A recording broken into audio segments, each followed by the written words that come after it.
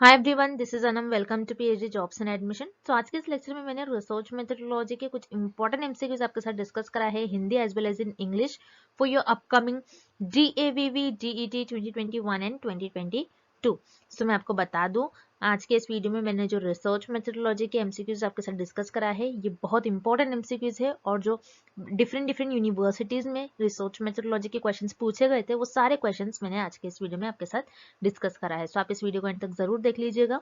और उसी के साथ साथ मैं आपको बता दूं, आपके डीएवीवी डीईटी का जो पीएचडी एंट्रेंस एग्जामिनेशन है आपके डीएवीवी यूनिवर्सिटी का, ये आपका 19 अप्रैल 2022 को कंडक्ट करवाया जा रहा है।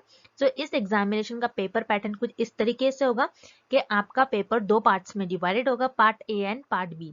सो पार्ट ए में आपको 50 क्वेश्चंस पूछे जाते हैं, जिसमें आपके 50 क्वेश्चन जो होते हैं ये रिसर्च मेथोडोलॉजी और मैथमेटिकल रीजनिंग से रिलेटेड होते हैं। और पार्ट बी में आपके जो क्वेश्चंस होते हैं ये आपके सब्जेक्ट से स्पेसिफिक होते हैं। तो मैं आपको बता दूं कि पार्ट ए जो है आपका, जिसमें आपका रिसर्च मेथोडोलॉजी और आपका मैथमेटिकल एप्टीट्यूड, इस पर हम आपको रिवीजन पैकेज प्रोवाइड कर रहे हैं, जिसमें हमने आपको 1500 प्लस 1 डे रिवीजन पीडीएफ हम आपको प्रोवाइड करेंगे। सो एक रिवीजन पीडीएफ है जिसमें आपको 1500 से भी ज्यादा एमसीक्यूज देखने मिलेंगे रिसर्च मेथोडोलॉजी और मैथमेटिकल एप्टीट्यूड से रिलेटेड, जिससे कि आपके रिवीजन होती है, आपको पता लगता है एग्जाम में किस टाइप के क्वेश्चंस आते हैं। Then full syllabus short notes हम आपको प्रोवाइड कर रहे हैं। नोट्स बहुत ही सिंपल लैंग्वेज में नोट्स है, अगर आप उसे एक बार रीड कर लेते हो तो आपको सारे कॉन्सेप्ट्स नोट्स से ही समझ में आ जाएंगे। और नोट्स में कुछ इंपॉर्टेंट पॉइंट्स ऐसे भी है जो आपके इंटरव्यू में आपके लिए बहुत हेल्पफुल होंगे, क्योंकि इंटरव्यू में आपको रिसर्च मेथोडोलॉजी से रिलेटेड बेसिक नॉलेज होनी चाहिए।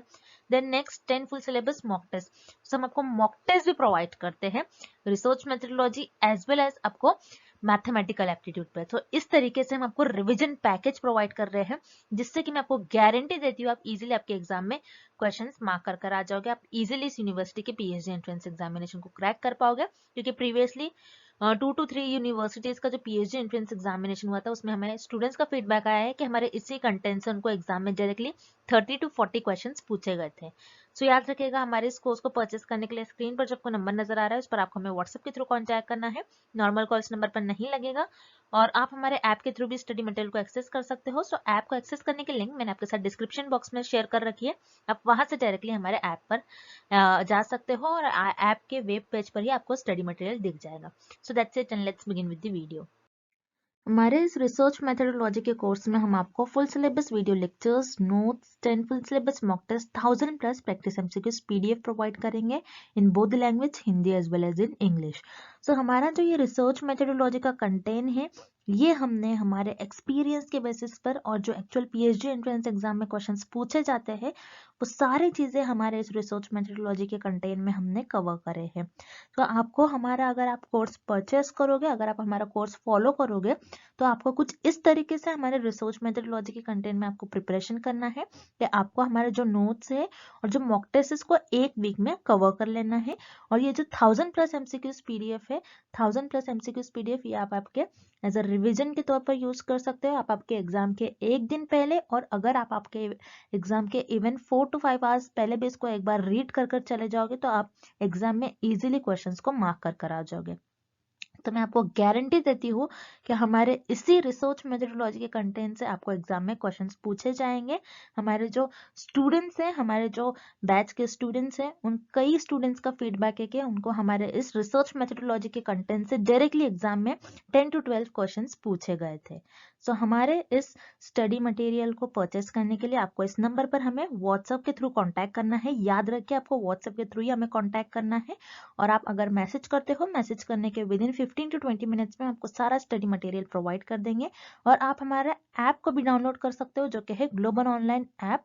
सो इस ऐप पर आपको 1 मंथ की वैलिडिटी मिलेगी, और अगर आप ऐप पर जाते हो तो आपको डायरेक्टली वहां पर सारा कंटेंट इजिली अवेलेबल हो जाएगा। और ऐप को डाउनलोड करने के लिंक मैंने डिस्क्रिप्शन बॉक्स में प्रोवाइड कर रखी है। सो वहां से आप हमारे ऐप को एक्सेस कर सकते हो। And let's begin with the video. All the following are parametric test except. इस क्वेश्चन में हमें फाइंड आउट करना है कि पैरामेट्रिक टेस्ट का टाइप हमें किस ऑप्शन में गिवन नहीं है। सो पैरामेट्रिक टेस्ट, ये टर्म कहाँ से आया है? पैरामेट्रिक टेस्ट ये टर्म होता क्या है, हम इस डायग्राम के थ्रू समझते हैं।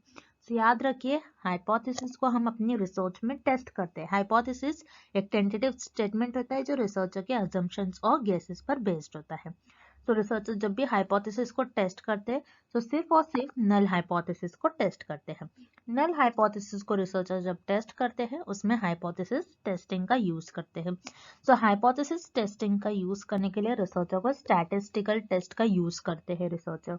स्टैटिस्टिकल टेस्ट क्या होते हैं? स्टैटिस्टिकल टेस्ट आपके दो टाइप के टेस्ट होते हैं, जिसमें होते हैं आपका parametric test and non parametric test. Parametric test, so parametric test क्या होते हैं? जिसमें आप आपकी जो पॉपुलेशन है, पॉपुलेशन का जो डिस्ट्रीब्यूशन है उसको नॉर्मल अज्यूम करते हैं। मतलब आपका जो पॉपुलेशन है इसका डिस्ट्रीब्यूशन कुछ इस तरीके से है, मतलब ये नॉर्मल डिस्ट्रीब्यूशन है। सो पॉपुलेशन का डिस्ट्रीब्यूशन आप पैरामीट्रिक टेस्ट में नॉर्मल अज्यूम करते हैं। उसी तरीके से नॉन पैरामीट्रिक टेस्ट में आपका जो पॉपुलेशन है उसका डिस्ट्रीब्यूशन आप नॉर्मल अज्यूम नहीं करते हो। सो यही डिफरेंस होता है आपका parametric test and non parametric test. So parametric test के अंदर आपका आता है G test, T test, F test and ANOVA test.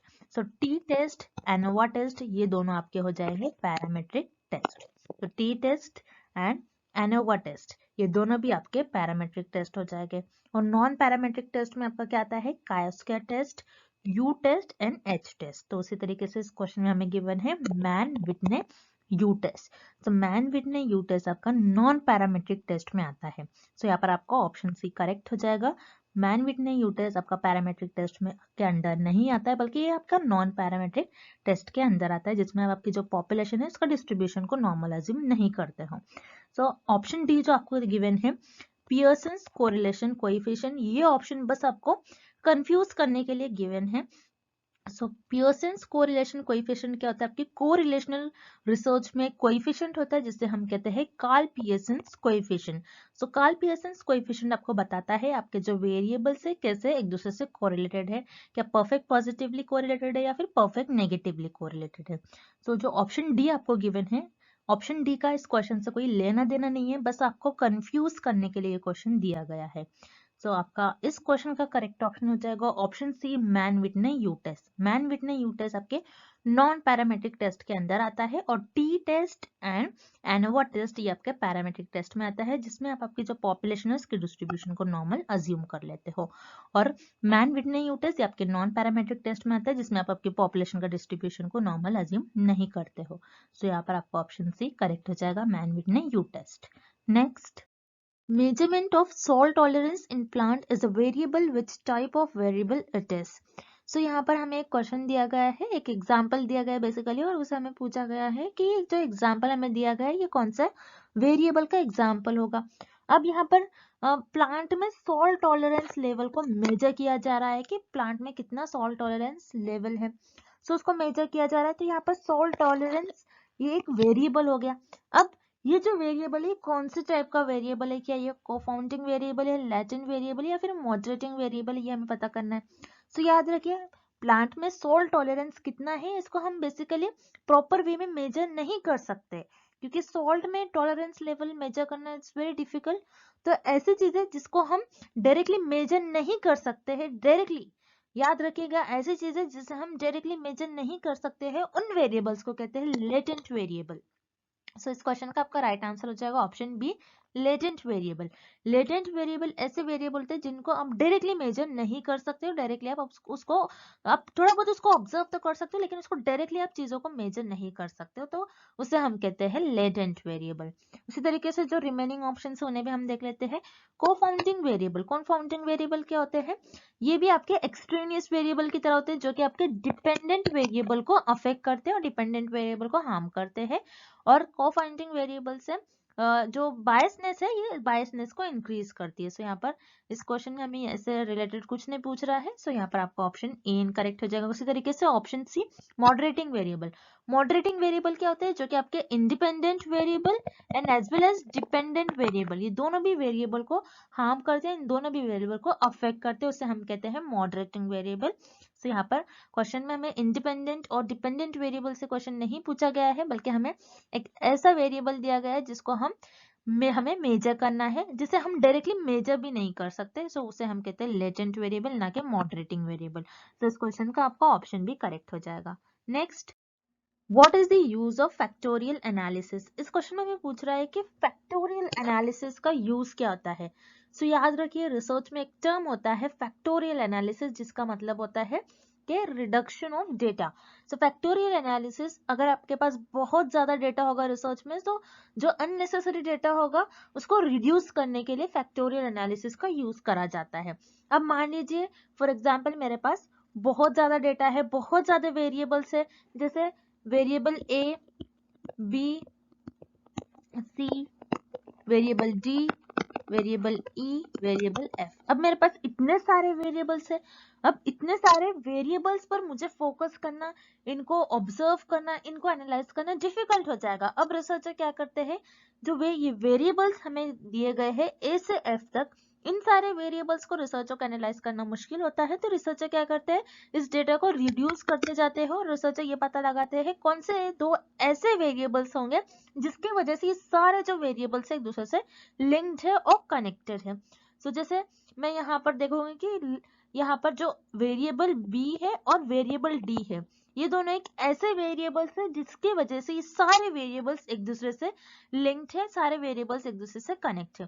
So researcher क्या करेंगे, जो अननेसेसरी डेटा है जो रिसर्चर को रिक्वायर्ड नहीं है, सो इन सारे डेटा को रिसर्चर मिनिमाइज कर देंगे, रिड्यूस कर देंगे, और जो वेरिएबल्स, जो दो वेरिएबल्स इंपॉर्टेंट है जिसको रिसर्चर को ऑब्जर्व करना चाहिए, एनालिसिस करना चाहिए, इन दो वेरिएबल्स को रिसर्चर चुन लेते हैं और उनको ऑब्जर्व करते हैं और एनालिसिस करते हैं।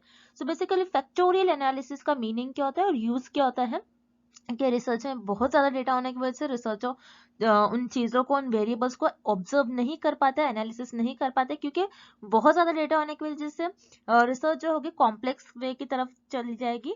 सो इसलिए बहुत ज्यादा डेटा जब होता है, सो उस डेटा को रिड्यूस करने के लिए फैक्टोरियल एनालिसिस का यूज करा जाता है, और जो दो मेन वेरिएबल्स होते हैं उन दो वेरिएबल्स के बीच में रिलेशन को पता करा जाता है, उनके बीच में कैसा रिलेशनशिप है उसको अंडरस्टैंड करने के लिए फैक्टोरियल एनालिसिस का यूज करा जाता है। सो इस क्वेश्चन का आपका राइट आंसर हो जाएगा option C, to understand the relationship between two variables. Next, first statement, two-tailed hypothesis has rejection region on both sides. Second statement, one-tailed hypothesis has rejection on only one side. Which of the following statements are true? So students, इस question में हमें दो statements given है और हमें find out करना है कि दोनों स्टेटमेंट में से कौन सा स्टेटमेंट करेक्ट है।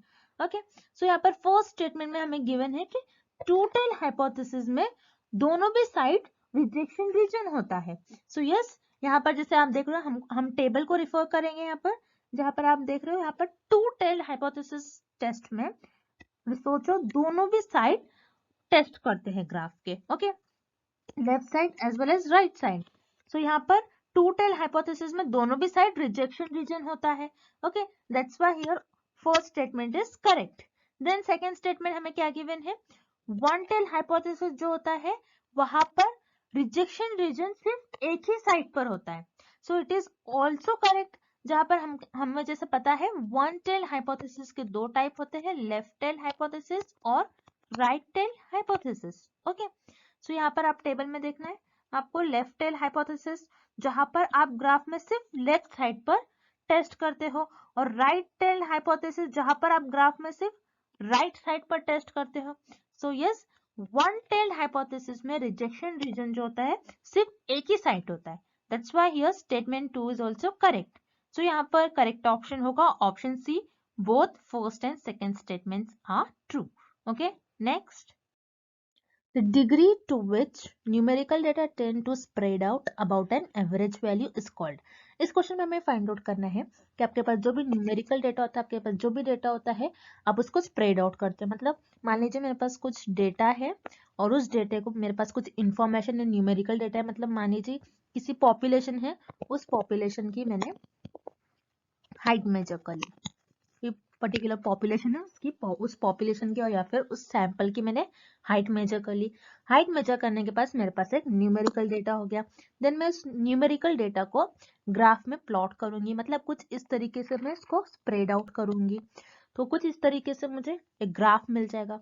तो ये बेसिकली स्प्रेड, कितना स्प्रेड है मुझे ये देखना है कि कितना ज्यादा स्प्रेड है, कितने लोगों की हाइट मैक्सिमम है, कितने लोगों की हाइट मिनिमम है, कितने लोगों की हाइट कम है। तो मैं कुछ इस तरीके से अपने डेटा को प्लॉट कर लूंगी।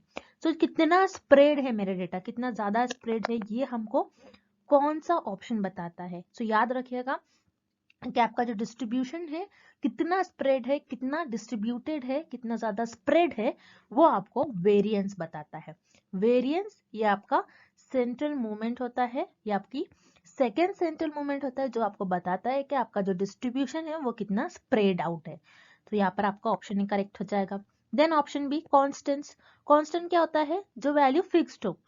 लेकिन वेरिएंस क्या होता है, जो यहाँ पर क्या बता रहा है, जो स्प्रेड आउट हो, कितना कैसा स्प्रेड आउट हो वो बता रहा है। कांस्टेंट तो हर बार कांस्टेंट रुकी हुई चीज को हम कहते हैं कांस्टेंट, तो ऑब्वियसली यहाँ पर आपका ऑप्शन भी इनकरेक्ट हो जाएगा। Then option C skewness. Skewness क्या बताता है कि आपका जो डिस्ट्रीब्यूशन है वो सिमेट्रिकल है या फिर नहीं है। स्क्यूनेस ये नहीं बताता है कि आपका जो डेटा है वो किस तरीके से स्प्रेड आउट है। तो यहाँ पर आपका ऑप्शन सी भी इनकरेक्ट हो गया। Then option D kurtosis. Kurtosis क्या बताता है, आपके डेटा की फ्लैटनेस, कहाँ पर आपका डेटा फ्लैट है, कहाँ पर आपका डेटा पीक पर जा रहा है, ये आपका कर्टोसिस बताता है। लेकिन कर्टोसिस ये नहीं बताता है कि आपका डेटा कितना स्प्रेड आउट है। सो यहाँ पर आपका ऑप्शन डी भी इनकरेक्ट हो जाएगा।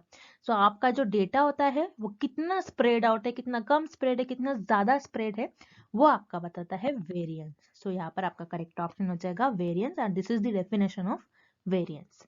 Next, following are the number of sold units of 15 products at a store: 12, 14, 15, 18, 19, 21, 21, 31, 32, 46, 53, 57, 58 and 59. What is the sum of the median and mode? इस क्वेश्चन में हमें गिवन है कि 15 प्रोडक्ट है, एक स्टोर में 15 टोटल प्रोडक्ट्स है, उन प्रोडक्ट के हमें सोल्ड गिवन है, मतलब वो 15 प्रोडक्ट जो है टोटल वो कुछ उस स्टोर में बिके हैं। सो कितने कितने प्रोडक्ट, कितने 15 प्रोडक्ट बिके हैं, उनका हमें डेटा गिवन है कि एक प्रोडक्ट जो होगा वो 12 बार बिका होगा, एक प्रोडक्ट 14 बार बिका होगा, ये हमें इस तरीके से डेटा गिवन है।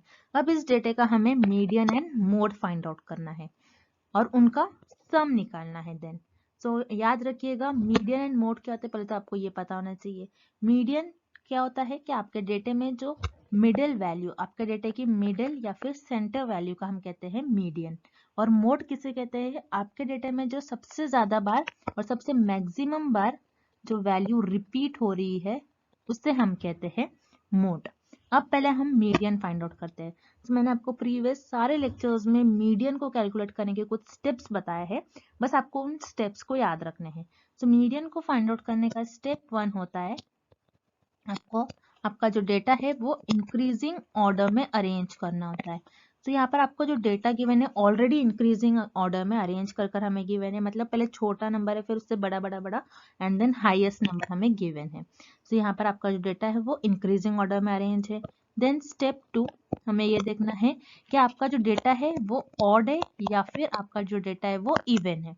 अगर आपका डेटा जो है ऑड होता है तो उस केस में आपकी जो सेंटर वैल्यू है, जो मिडिल वैल्यू है वो एक ही होगी। अगर आपका डेटा इवन है तो उस केस में आपकी सेंटर और मिडिल वैल्यू और मीडियन वैल्यू 2 होंगी एंड देन उसका आप एवरेज निकालते हो। जैसे कि यहाँ पर आपको 15 प्रोडक्ट्स का टोटल इन्फॉर्मेशन गिवन है, डेटा गिवन है, मतलब यहाँ पर आपको टोटल जो नंबर्स यहाँ पर गिवन है ये टोटल 15 है और 15 नंबर आपका ऑड होता है, तो उस केस में आपकी जो सेंटर वैल्यू होगी सिर्फ एक ही होगी। किस तरीके से आपको सेंटर वैल्यू निकालना है, जैसे अगर मैं लेफ्ट साइड से देखती हूँ, first, second, third, fourth, fifth, six, seven and eight position पर मेरा 31 नंबर आ रहा है। उसी तरीके से राइट हैंड साइड से अगर मैं देखती हूँ 1 2 3 4 5 6 7 एंड अगेन 8 पोजीशन पर मेरा 31 आ रहा है। अगर मैं लेफ्ट हैंड साइड से देखूँ या फिर राइट हैंड साइड से देखूँ, जो मेरा सेंटर और जो मेरा मिडिल नंबर आ रहा है वो 31 ही है। तो इस केस में मेरी जो मिडिल वैल्यू, इस डेटा की मिडिल वैल्यू और जो मीडियन वैल्यू होगी वो हो जाएगी मेरी 31। तो याद रखिएगा आपकी जो मीडियन है, मीडियन की वैल्यू है 31। उसी तरीके से हम मोड कैलकुलेट कर लेते हैं। मोड क्या होता है, बहुत सिंपल होता है, आपके डेटा में जो सबसे ज्यादा बार रिपीट हो रही है वैल्यू, सबसे मैक्सिमम टाइम रिपीट हो रही है, सबसे ज्यादा बार ऐसी वैल्यू जो रिपीट हो रही है उसे हम कहते हैं मोड।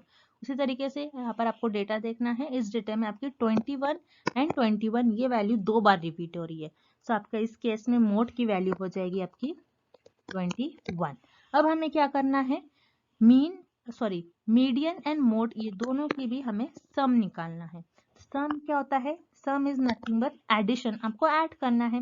मीडियन प्लस मोड को आपको ऐड करना है। मीडियन कितना है आपका 31 प्लस मोड 21, सो 31 प्लस 21 की वैल्यू हो जाएगी आपकी 52। तो यहाँ पर मीडियन एंड मोड का जो आपका सम आ रहा है वो है 52। तो यहाँ पर आपका करेक्ट ऑप्शन हो जाएगा option A 52। Next, for a negative skewed distribution with a single mode, इस क्वेश्चन में हमें फाइंड आउट करना है अगर आपका जो डिस्ट्रीब्यूशन है वो नेगेटिव स्क्यूड डिस्ट्रीब्यूशन है, सो उस केस में आपके मीन, मीडियन एंड मोड एक दूसरे से कैसे रिलेटेड हो गए। अब नेगेटिव स्क्यूड क्या होता है, पॉजिटिव स्क्यूड क्या होता है, इस डायग्राम के थ्रू हम समझते हैं। सबके जो डिस्ट्रीब्यूशन है वो तीन तरीके से डिस्ट्रीब्यूटेड होता है आपका data. Okay, symmetrical distribution, symmetrical distribution क्या होता है, जिसमें अगर आप कोई डिस्ट्रीब्यूशन है, अगर आप इसको बीच से कट कर दोगे तो लेफ्ट साइड की जो इमेज है और राइट साइड की जो इमेज है एक दूसरे की ये मिरर इमेज हो जाएंगी, जिसमें आपके जो मीन, मीडियन एंड मोड तीनों भी एक दूसरे से इक्वल होते हैं, तीनों भी सेम ही पॉइंट पे लाइक करते हैं। सो ये आपका सिमेट्रिकल डिस्ट्रीब्यूशन में आपका ये केस होता है कि तीनों एक दूसरे से इक्वल होंगे। ओके, देन पॉजिटिव स्क्यूड क्या होता है, पॉजिटिव स्क्यू में आपका जो डिस्ट्रीब्यूशन है वो लेफ्ट साइड में टिल्टेड होगा, कुछ इस तरीके से आपका पॉजिटिव स्क्यू डिस्ट्रीब्यूशन दिखेगा, जिसमें सबसे छोटा मोड होता है, फिर उसके बाद मीडियन एंड लास्ट सबसे लार्ज वैल्यू आपकी मीन की होती है। तो ये आपका पॉजिटिव स्क्यूड में होता है। और नेगेटिव स्क्यूड में क्या होता है, नेगेटिव स्क्यूड में आपका जो डिस्ट्रीब्यूशन है वो राइट साइड पर टिल्टेड होगा, जिसमें आपके सबसे छोटी मीन होता है, देन उससे बड़ा आपका मीडियन होता है एंड सबसे ज्यादा हाईएस्ट वैल्यू आपके मोड की होती है। तो ये केस हमें ऑप्शन बी में गिवन है, mean is less than equal to median and median is less than equal to mode. तो नेगेटिव स्क्यू डिस्ट्रीब्यूशन में मीन, मीडियन एंड मोड कुछ इस तरीके से एक दूसरे से रिलेटेड हो गए, दैट्स व्हाई आपका करेक्ट ऑप्शन हो जाएगा option B. Next, type 2 error is also known as, इस क्वेश्चन में हमें फाइंड आउट करना है कि टाइप 2 एरर को और हम क्या कहते हैं। सो टाइप 2 एरर होता क्या है, किस तरीके से टाइप 2 एरर ये टर्म यूज में आया है, इस टर्म का मतलब क्या होता है आपको पहले तो ये पता होना चाहिए। सो याद रखिएगा, रिसर्चर जब अपनी रिसर्च में हाइपोथेसिस को टेस्ट करते, रिसर्चर पहले अपनी रिसर्च में हाइपोथेसिस को टेस्ट करते, तो रिसर्चर से हाइपोथेसिस को टेस्ट करने में कुछ मिस्टेक्स हो जाती है, सो उसी मिस्टेक्स को हम कहते हैं एरर्स। सो उसी तरीके से एरर्स के भी टाइप होते हैं, type 1 error, type 1 error and type 2 error. अब इस क्वेश्चन में हमें पूछ रहा है कि टाइप 2 एरर को और हम क्या कहते हैं। सो याद रखिएगा, टाइप 2 एरर को हम कहते हैं फॉल्स नेगेटिव। अब जैसे कि इस टेबल से आपको याद रखना है कि टाइप 1 एंड टाइप 2 एरर क्या होता है, और टाइप 1 एरर और टाइप 2 एरर को और हम क्या कहते हैं। तो टाइप 1 एरर कब होता है, जब आपकी नल हाइपोथेसिस ट्रू होती है फिर भी आप उसको रिजेक्ट करते हो, सो वो हो जाती है आपकी टाइप 1 एरर। और टाइप 2 एरर कब अकर होता है, जब आपकी नल हाइपोथेसिस फॉल्स होती है, फॉल्स होने के बावजूद आप उसको एक्सेप्ट कर लेते हो, तब वो हो जाता है आपका type 2 error. Okay, clear. Then अब इस क्वेश्चन में हमें पूछ रहा है कि टाइप 2 एरर कब होता है, क्योंकि टाइप 2 एरर कब होता है, जब आपकी नल हाइपोथेसिस फॉल्स होती है फिर भी आप उसको एक्सेप्ट करते हो, तब होता है आपका टाइप 2 एरर। तो आपकी नल हाइपोथेसिस फॉल्स है, इनकरेक्ट है, मतलब आपकी जो नल हाइपोथेसिस है ये नेगेटिव है, और आपने क्या कर लिया यहाँ पर, आपका डिसीजन क्या था, इनकरेक्ट डिसीजन था, आपका डिसीजन रॉन्ग था, मतलब ये ऑलरेडी आपकी नल हाइपोथेसिस फॉल्स थी, लेकिन फिर भी आपने उसको एक्सेप्ट कर लिया, तो आपका जो डिसीजन था यहाँ पर ये फॉल्स था, इसीलिए टाइप 2 एरर को हम कहते हैं फॉल्स नेगेटिव। उसी तरीके से टाइप 1 एरर का भी आप देख लीजिए, एग्जाम में type 1 error is also known as, ऐसा भी क्वेश्चन आ सकता है, तो उस केस में आपका आंसर हो जाएगा फॉल्स पॉजिटिव।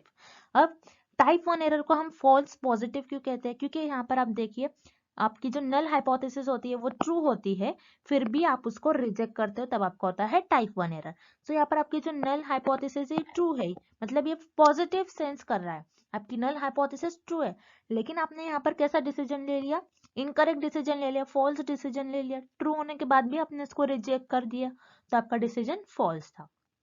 तो टाइप 1 एरर को हम कहते हैं, टाइप 1 एरर को हम कहते हैं false positive, and type 2 error is also known as false negative. तो आपको ये रिलेशन याद रखना है, टाइप 1 एरर को और हम क्या कहते हैं एंड टाइप 2 एरर को और हम क्या कहते हैं। तो ये एग्जाम में आने के चांसेस है, this is very important question. So type 2 error is also known as false negative. So यहाँ पर आपका ऑप्शन भी करेक्ट हो जाएगा। Next, research studies which determine the frequency with which something occurs or its causal association with something else is called। इस question में हमें एक डेफिनेशन गिवन है, हमें फाइंड आउट करनी है कि डेफिनेशन किस रिसर्च की डेफिनेशन होगी। अब इस डेफिनेशन में हमें ये गिवन है कि एक रिसर्च है जो फ्रिक्वेंटली फेनोमेना जो अकर होते हैं उनको डिटरमाइन करने के काम आती है और जो कोई किसी प्रॉब्लम का कॉज बताती है। वो कौन सी रिसर्च होती है? वो रिसर्च होती है आपकी डायग्नोस्टिक रिसर्च। तो डायग्नोस्टिक रिसर्च वो रिसर्च होती है जो किसी फेनोमेना जो फ्रीक्वेंटली अकर हो रहा है कोई फेनोमेना उसको डिटरमाइन करने के काम आती है और किसी प्रॉब्लम का कॉज बताती है। अब जैसे फॉर एग्जांपल आप डॉक्टर के पास जाते हो और आपको जो भी डिसीज हुई, आपकी जो भी प्रॉब्लम है आप बताते हो। अब मान लीजिए आपने बताया स्टमक पेन है, तो डॉक्टर उसको देखेगा आपको और बताएगा कि ये किस वजह से हुई। उस प्रॉब्लम का डॉक्टर कॉज बताता है कि आपको कैसे हुई है ये प्रॉब्लम डिसीज, ये जो भी डिसीज हुई है वो किस वजह से हुई है, आपको स्टमक क्यों पेन हो रहा है। सो डायग्नोस्टिक वर्ड में ही डायग्नोस, किसी प्रॉब्लम को डायग्नोस करना, किसी प्रॉब्लम के अगेंस्ट किसी प्रॉब्लम का कॉज फाइंड आउट करना। सो ये डेफिनेशन होगी आपकी डायग्नोस्टिक रिसर्च की। देन यहाँ पर आपको ऑप्शन ए गिवन है फॉर्मुलेटिव रिसर्च। फॉर्मुलेटिव रिसर्च को रिमेंबर आप एक्सप्लोरेटरी रिसर्च भी कहते हैं। एक्सप्लोरेटरी रिसर्च में रिसर्चर किसी भी फेनोमेना को, किसी भी प्रॉब्लम को जो कि वेल डिफाइंड नहीं है उसको डिफाइन करने की कोशिश करते हैं। यहाँ पर किसी प्रॉब्लम का कॉज रिसर्चर फाइंड नहीं करते, दैट्स व्हाई आपका ऑप्शन ए इनकरेक्ट हो जाएगा। Then option B descriptive research. Descriptive research में किसी भी फेनोमेना को आप एज इट इज डिस्क्राइब करते हो। यहाँ पर आप किसी प्रॉब्लम का अगेन कोई कॉज फाइंड आउट नहीं करते हो। यहाँ पर आपका ऑप्शन बी भी इनकरेक्ट हो जाएगा। Then option D experimental research. Experimental research में आप cause and effect relationship find out करते हो between independent variable and dependent variable. So experimental research में किसी प्रॉब्लम का आप कॉज नहीं फाइंड आउट कर सकते हो और किसी जो प्रॉब्लम हो रही है उसका किस वजह से प्रॉब्लम हो रही है ये भी आप एक्सपेरिमेंटल रिसर्च में नहीं फाइंड आउट करते हो। दैट्स व्हाई आपका ऑप्शन डी भी इनकरेक्ट हो जाएगा। देन यहाँ पर this is the definition of diagnostic research. यहाँ पर आपका ऑप्शन सी करेक्ट हो जाएगा। Next, in symmetrical distribution q3 minus q1 is equals to 20, median is equals to 15, q3 is equal to। इस क्वेश्चन में हमें q3 minus q1 की value given है विच इज 20, मीडियन की वैल्यू गिवन है 15 and q3 की value हमें find out करना है। सो ये क्या है q3 q1, सो ये होते हैं आपके क्वार्टाइल्स। ये आपके क्वार्टाइल्स होते हैं जो आपका जो डेटा होता है उसको 4 पार्ट्स में डिवाइड करते हैं। 4 इक्वल पार्ट्स में आपके डेटा को डिवाइड करते हैं, उससे हम कहते हैं क्वार्टाइल्स। क्वार्टाइल्स बेसिकली आपके डेटा को बताता है कि आपका डेटा किस तरीके से स्प्रेड है। जैसे कि इस डायग्राम में आपको देखना है ये आपका जो डिस्ट्रीब्यूशन है ये सिमेट्रिकल है। सिमेट्रिकल डिस्ट्रीब्यूशन में आपने क्या करा, क्वार्टाइल्स करते मतलब आपके डेटा को 4 पार्ट में आपने डिवाइड कर लिया। जैसे ये हो जाएगा आपका Q1, देन ये हो जाएगा आपका Q2 एंड ये हो जाएगा आपका Q3। तो इस तरीके से आपने आपके डेटा को 4 पार्ट्स में डिवाइड कर लिया। ये फर्स्ट पार्ट है, ये सेकंड, ये थर्ड एंड ये लास्ट इज फोर्थ। यस, इस तरीके से आपने 4 पार्ट्स में आपके डेटा को डिवाइड कर लिया, उससे हम कहते हैं क्वार्टाइल्स। देन अब यहाँ पर आप देख रहे हो Q1 का मतलब होता है कि आपका डेटा 25% इस रीजन में लाइक कर रहा है। Q3 का मतलब होता है कि आपका जो डेटा है वो 75% इस रीजन में लाइक कर रहा है एंड Q2 का मतलब होता है आपका डेटा कुछ इस रीजन में लाइक कर रहा है। अब इस क्वेश्चन में हमें median and Q3 minus Q1 बस इतनी ही वैल्यूज गिवन है जो कि है 20 एंड 15। तो इस क्वेश्चन में हमें बस इन दोनों ही वैल्यू, ये दो ही वैल्यू गिवन है, मतलब इन दोनों के बीच में कुछ ना कुछ रिलेशन है।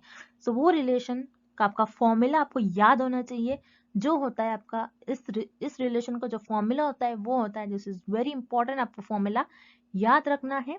मीडियन का फॉर्मूला होगा इस केस में Q1 plus Q3 divided by 2। So Q1 plus Q3 हमें पता नहीं है, so Q1 plus Q3 divided by 2 as it is होगा। देन मीडियन हमें पता है विच इज 15। सो यहाँ पर आपको क्रॉस मल्टीप्लाई करना है। सो Q1 प्लस Q3 आपका हो जाएगा 30, 15 इंटू 2 हो जाएगा आपका 30। सो ये आपकी इक्वेशन फर्स्ट हो गई। देन उसी तरीके से हमें क्या गिवन है इस क्वेश्चन में, Q3 माइनस Q1 की वैल्यू हमें गिवन है Q3 माइनस Q1 की वैल्यू जो कि है 20। ये हमारी इक्वेशन 2 हो गई। सो इक्वेशन 1 एंड 2 को हम ऐड करेंगे। ओके, ऐड करने पर आपको क्या मिलेगा, यहाँ पर आपका Q1 नेगेटिव है और ये पॉजिटिव है, सो पॉजिटिव और नेगेटिव कैंसिल हो जाएंगे। Q3 यहाँ पर दोनों भी पॉजिटिव है तो ये कैंसिल नहीं करना है आपको। सो यहाँ पर Q3 2Q3 हो जाएगा इज इक्वल्स टू, इन दोनों को ऐड करना है, 30 + 20 आपका हो जाएगा 50। So Q3 is equals to 50 upon 2। So Q3 की वैल्यू आपकी हो जाएगी 25। सो यहाँ पर आपकी जो Q3 की वैल्यू है वो है 25। दैट्स वाई आपका करेक्ट ऑप्शन हो जाएगा option A 25। And thank you for watching this video.